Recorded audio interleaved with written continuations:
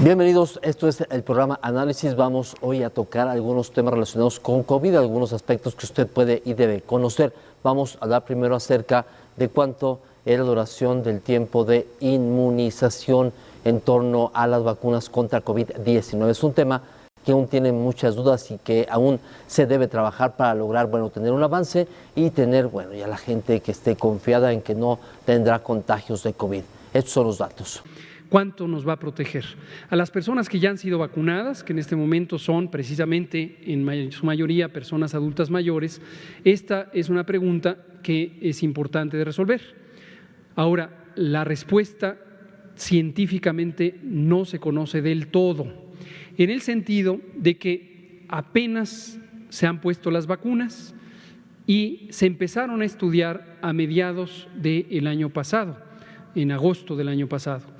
Entonces, la experiencia que se tiene en el mundo para poder responder esta pregunta solo viene de unos pocos meses de uso de la vacuna.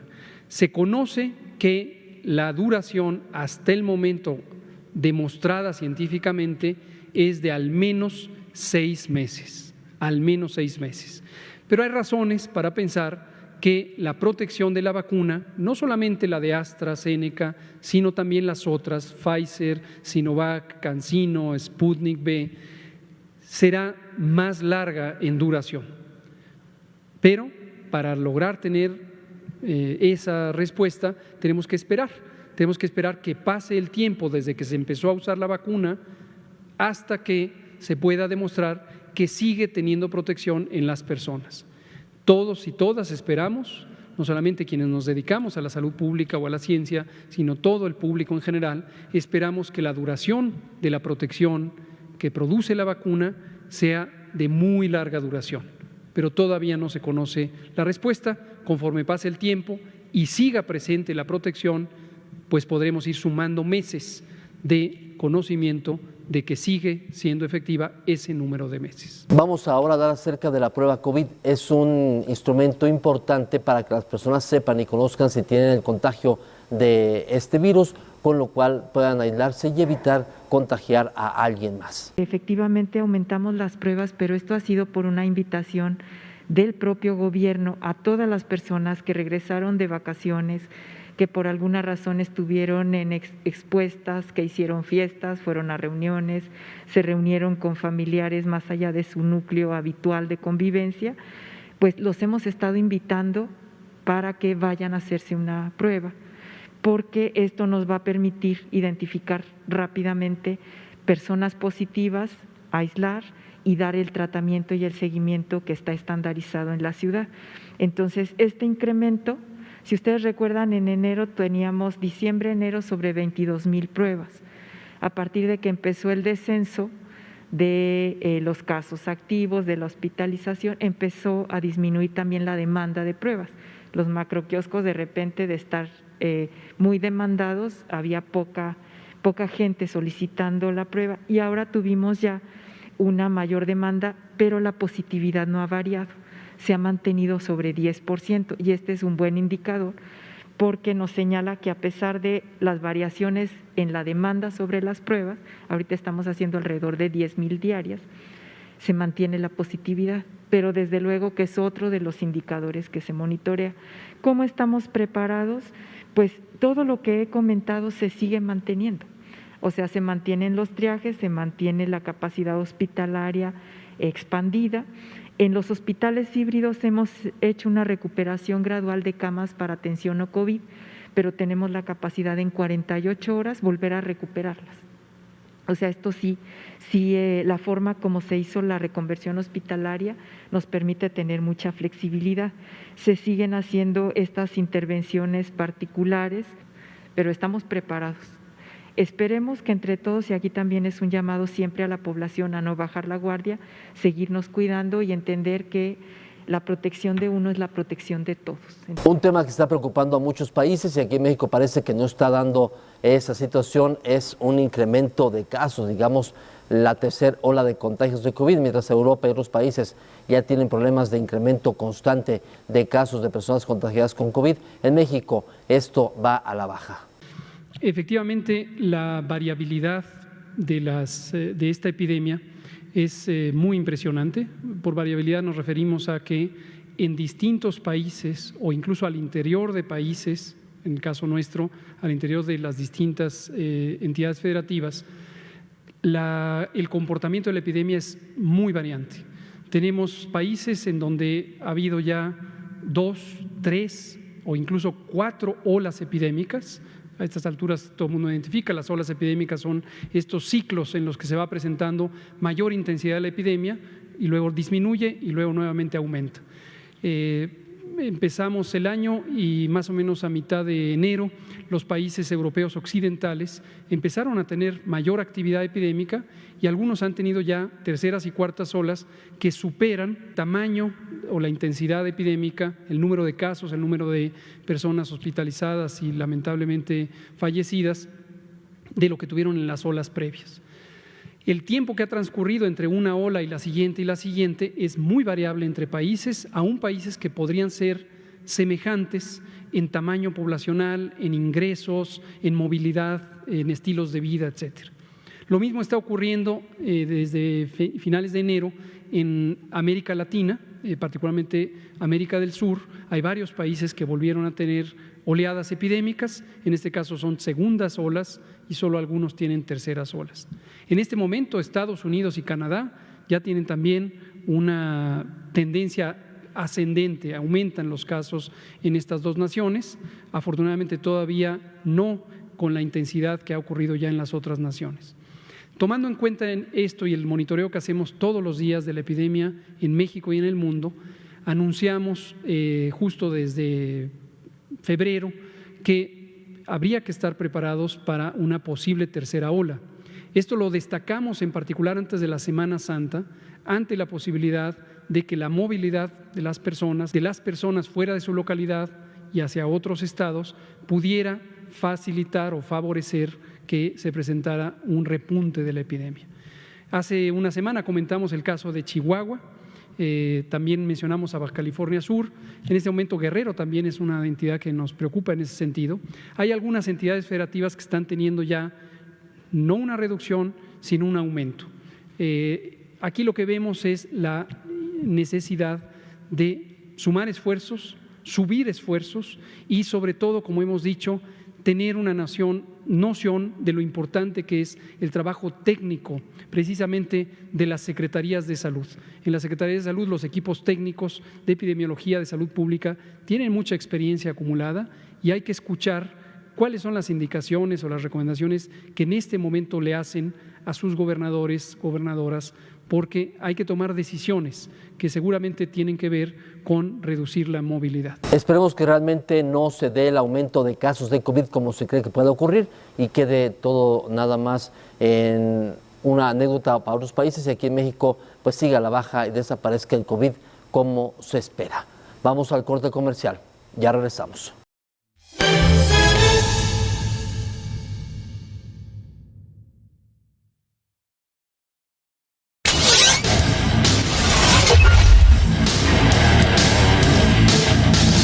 Visión deportiva con lo mejor del deporte local y regional.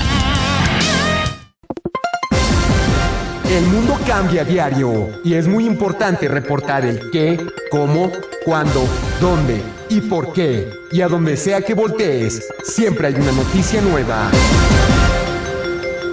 CNT, Cable Noticias Tepa. EICO de Los Altos te ofrece avanzados sistemas de vigilancia de la mejor calidad, los cuales tienen la capacidad de grabar y vigilar en tiempo real tu hogar o negocio desde cualquier dispositivo móvil o fijo, sin importar tu ubicación. Habla al teléfono en pantalla y te resolvemos tus dudas.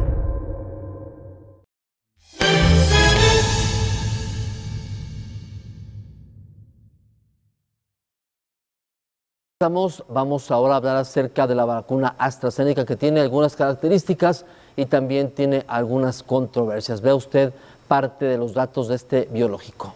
esto no tiene ningún sustento científico. No hay ningún planteamiento científico que muestre que la vacuna AstraZeneca es una vacuna insegura. ¿Qué sí ha ocurrido? Hace ya varias semanas, algunos gobiernos de la región europea, en particular Dinamarca y Noruega, identificaron algunos casos, menos de 2 decenas, de trombosis, una alteración en donde se coagula la sangre al interior de ciertas venas. Dado que en algunas situaciones, según cuáles sean las venas que se afectan, puede ser una condición grave, muy acertadamente, muy correctamente estos gobiernos dijeron, mientras se averigua, paren el uso de esa vacuna. Enseguida varios gobiernos de Europa, otros, Alemania y varios más, hicieron lo mismo, recomendaron suspender temporalmente el uso de la vacuna Astra. Para dar lugar a que se revisara la evidencia científica que el propio Astra, como laboratorio fabricante, recopiló y analizó, y que fuera analizada por las distintas agencias de regulación sanitaria de los países involucrados y también de Europa. Esto, hace más de 2 semanas, ya fue sujeto de un pronunciamiento técnico formal de la Agencia Europea de Medicamentos y de la Organización Mundial de la Salud, que declararon que efectivamente pudiera haber cierta relación entre el uso de la vacuna Astra y la ocurrencia de estos eventos, pero que son eventos sumamente raros. Estamos hablando de eventos que ocurren 4 por millón. De cada millón de dosis que se ponen, aparecen 4 en personas que pudieran tener ciertas afecciones, ciertas alteraciones que les expongan a ese riesgo. Y dado que ese evento es tan raro y el beneficio es tan claro y tan amplio, recomendaron seguir utilizando la vacuna. Y la mayoría de los países que tenemos acceso a la vacuna de Astra la hemos seguido utilizando, dado que el beneficio supera por mucho al riesgo. Se han hecho comparaciones, por ejemplo, del riesgo de trombosis, estos eventos circulatorios, con el uso de otros medicamentos. Por ejemplo, los anticonceptivos, las píldoras anticonceptivas y en general las hormonas aumentan el riesgo de trombosis y en una proporción que es 3 a 7 veces mayor que la que posiblemente esté relacionada con la vacuna de Astra. Y como siguen siendo eventos muy raros, en el caso de los anticonceptivos y las hormonas, Ahora a tocar el tema del programa de vacunación para maestros que empieza pues a finales de abril y esperan durante mayo terminar la vacunación de todos los maestros a nivel nacional y con eso pues ya empezar a planear un regreso a clases. El semáforo de riesgo COVID, como conocen ustedes, tiene 10 indicadores que representan de manera panorámica la ocurrencia o la intensidad de la epidemia. Vemos que en el primer bloque están estas entidades, Chiapas, Coahuila, Nayarit, Veracruz y Tamaulipas. Empezarán el próximo martes 20 de abril, culminarán el 27. En la siguiente es Baja California, Oaxaca, Nuevo León, Jalisco y Aguascalientes. Empezarán el 28 de abril, culminarán el 4 de mayo. En la siguiente, Guanajuato, Colima, Morelos, Michoacán, San Luis Potosí, Durango, Sonora y Guerrero, en la semana del 5 al 11 de mayo. Enseguida, Sinaloa, Zacatecas, Estado de México, Hidalgo, Tabasco y Tlaxcala, del 12 al 18 de mayo. Y por último, Querétaro, Quintana Roo, Puebla, Yucatán, Ciudad de México, Baja California Sur, Chihuahua, que se vacunarán al personal educativo del 19 al 28 de mayo. Para el personal educativo hemos seleccionado el uso de la vacuna CanSino. Esta es una vacuna que ofrece varias ventajas. Las 2 más relevantes para el operativo es solo requiere una dosis. Con una dosis se obtiene el efecto máximo esperado, que es una eficacia muy alta, comparable a la de las más vacunas. Y en segundo lugar, que no requiere ultracongelación. Esto lo que permite es un avance muy rápido del operativo de vacunación en el personal educativo. Ya señalaba el presidente y el secretario Alcocer que se vacunará al sector educativo público y privado. También es importante tener en cuenta que una vez vacunadas las personas Después de 2 semanas ya desarrollan los anticuerpos esperados, la protección inmunológica, y podrán reintegrarse a las clases. Esto quiere decir que, por ejemplo, en el primer bloque, más o menos el 15 de mayo, incluso unos días antes, del 13 al 15 de mayo, podrán abrir las escuelas de los primeros estados.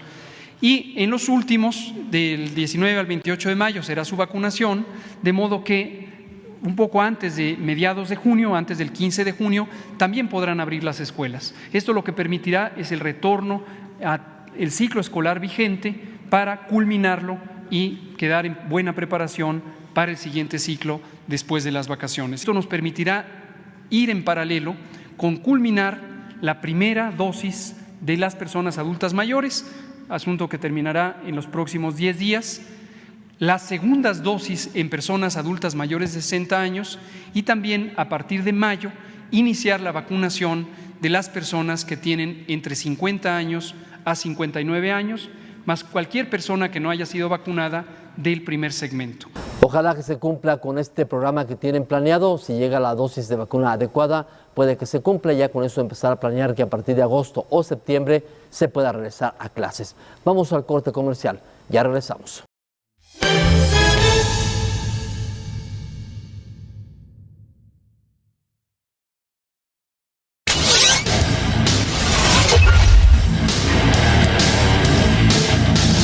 Visión deportiva con lo mejor del deporte local y regional.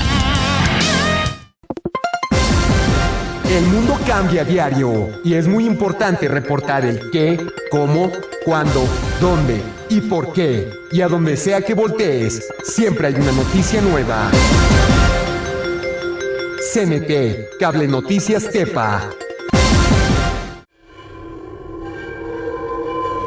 EICO de Los Altos te ofrece avanzados sistemas de vigilancia de la mejor calidad, los cuales tienen la capacidad de grabar y vigilar en tiempo real tu hogar o negocio desde cualquier dispositivo móvil o fijo, sin importar tu ubicación. Habla al teléfono en pantalla y te resolvemos tus dudas.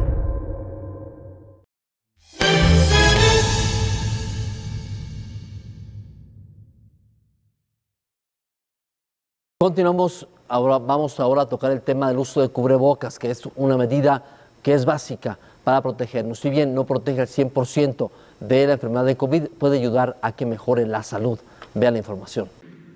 En los espacios públicos cerrados, confinados, limitados en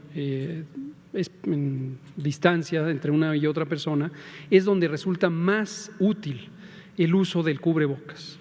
El cubrebocas, como venimos diciendo por meses,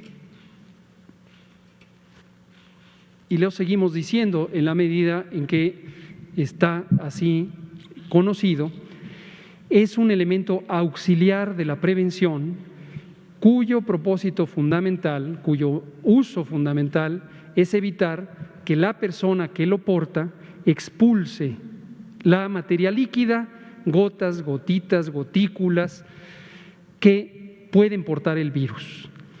No está claro que la eficacia o la efectividad del cubrebocas sea suficientemente alta para evitar que la persona que lo porta reciba esos aerosoles, gotas, gotículas, por varias razones, entre otras, porque si los ojos quedan descubiertos, los ojos pueden recibir ese material líquido contaminado con el virus SARS-CoV-2. Lo segundo, la mayoría de los cubrebocas de uso convencional no tienen ni el sellado ni la densidad de la tela necesarias para filtrar las partículas. Sí lo tienen los cubrebocas N95, que son los que precisamente se usan en las unidades clínicas. Pero reiteramos, el cubrebocas, entre más personas lo utilicen, preferentemente todas y todos, en los espacios públicos cerrados es donde logra su mayor efectividad. Yo me lo pongo para proteger a todas las demás personas, en la medida en que puede ser que una persona no sepa en qué momento empezó a ser infectante. La falta de hospitales adecuados para atención de COVID. Muchos hospitales fueron reconvertidos para atender a pacientes con COVID, ya sea con áreas para COVID, quitaban áreas de especialidades para poner ventiladores, pero ahora con el paso del tiempo y con la reducción de casos, pues muchos hospitales están regresando a atender sus especialidades, aunque también quedaría pendiente que no cerrar estos hospitales completamente para atender COVID por si se da un incremento de casos. La existencia precisamente de las unidades COVID, sobre todo de segundo y tercer nivel, responden obviamente a los riesgos que en todo momento pueden existir de un incremento en la demanda hospitalaria.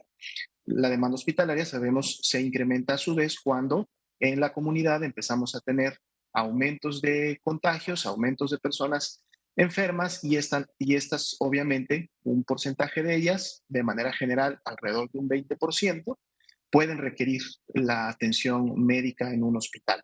Existen lineamientos específicos, son los lineamientos de la continuidad de operaciones de los servicios de salud, los cuales tienen claramente definidos en qué momentos y cómo, a través de qué acciones específicas, el Sistema Nacional de Salud puede en su momento puede empezar a destinar camas que han sido previamente clasificadas como camas COVID, pueden empezar a destinarlas a la ocupación de otro tipo de pacientes o pacientes no COVID, cualquier otro tipo de enfermedad.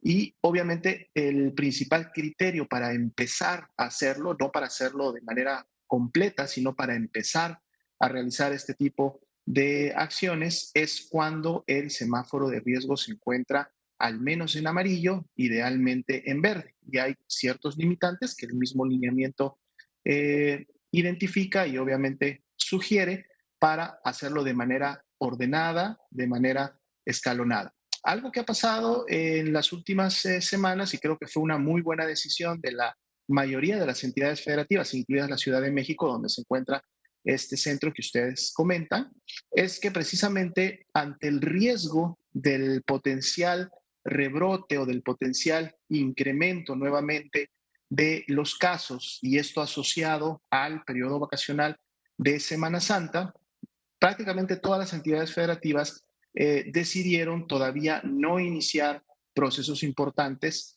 de dejar de clasificar camas COVID o de disminuir su disponibilidad. Y creo que eso es una, obviamente, decisión sensata, porque hasta que no pase el tiempo suficiente, y estamos hablando de periodos de incubación de la enfermedad para efectos de la Semana Santa, y que entonces este riesgo, con el paso de los días y las semanas, se disminuya o desaparezca, entonces las entidades federativas que estén en amarillo y que estén en verde podrán aplicar estos lineamientos de continuidad de operaciones. Y entonces, de esa manera, pues obviamente poder a lo mejor sí disminuir el número de camas destinadas para pacientes COVID para poder continuar incrementando la atención en esos hospitales. Recordemos que no todos los hospitales en el país son COVID. Tenemos alrededor de 1,000 unidades que son las que están destinadas a la atención COVID. Se empiecen a sumar, obviamente, a otros hospitales que nunca fueron COVID y entonces se pueda continuar ofreciendo los servicios de salud. Pero de seguro esto lo veremos en siguientes semanas, como decía, en la medida 1, que no se haya materializado para cada una de las entidades y sobre todo sus municipios estos rebrotes, estos incrementos en la transmisión y que obviamente la evidencia de la demanda hospitalaria continúe disminuyendo o continúe en un porcentaje muy basal que pues no represente un riesgo de saturación. Si eso se mantiene, si eso continúa sucediendo en siguientes semanas, de seguro entonces ellos podrán también disminuir la capacidad hospitalaria para COVID, pero en este momento estamos todavía manteniéndola. Y continuamos, ahora tocaremos el tema de la vacunación para maestros, que también ya está iniciando, y también los beneficios que podría traer esto. Recibir la vacuna. Es un grupo que por sus características obviamente laborales, que en este caso van enfocadas a poder retomar la actividad presencial del trabajo educativo a nivel nacional, pues entonces van a poder, obviamente bajo ese marco, poder recibir la vacuna prácticamente a la par de las personas entre 50 y 59 años, recordando que prácticamente estamos ya por terminar, al menos con una primera dosis, con el grupo de 60 años y más. Entonces, esta es una oportunidad que tiene pues básicamente dos líneas generales.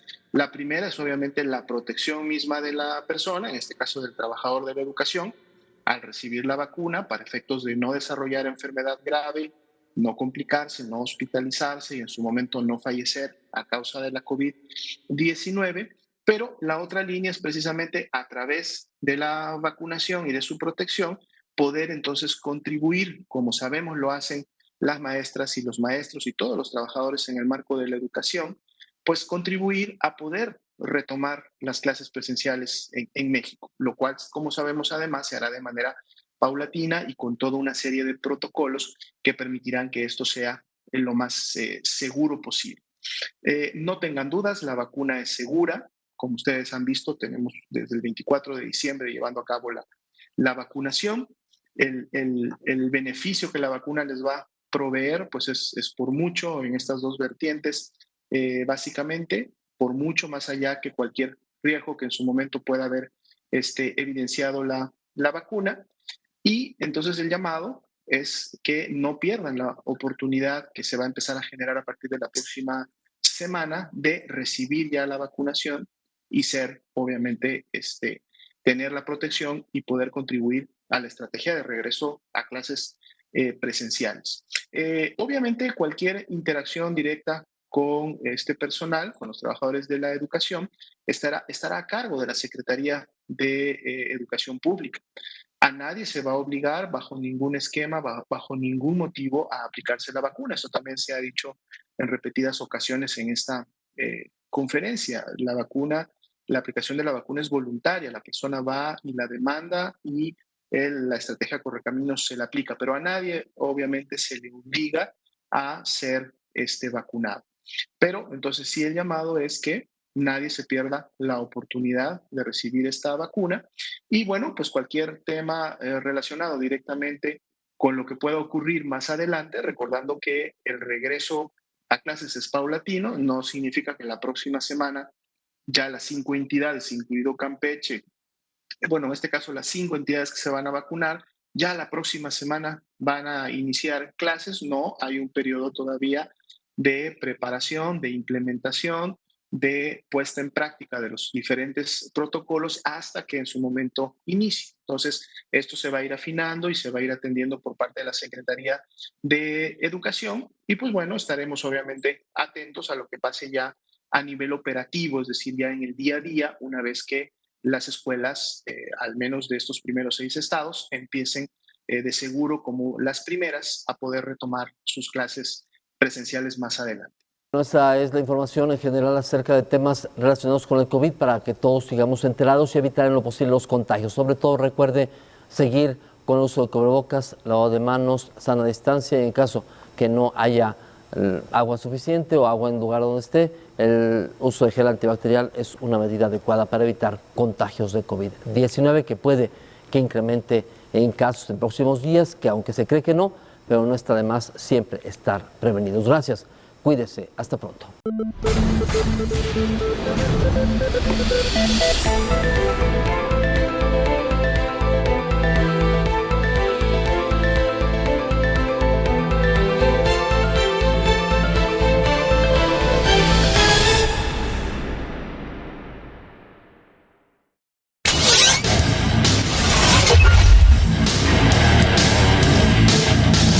Visión deportiva con lo mejor del deporte local y regional.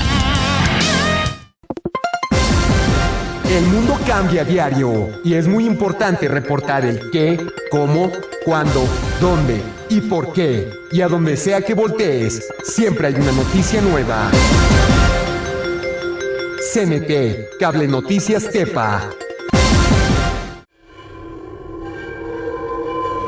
EICO de Los Altos te ofrece avanzados sistemas de vigilancia de la mejor calidad, los cuales tienen la capacidad de grabar y vigilar en tiempo real tu hogar o negocio desde cualquier dispositivo móvil o fijo, sin importar tu ubicación. Habla al teléfono en pantalla y te resolvemos tus dudas.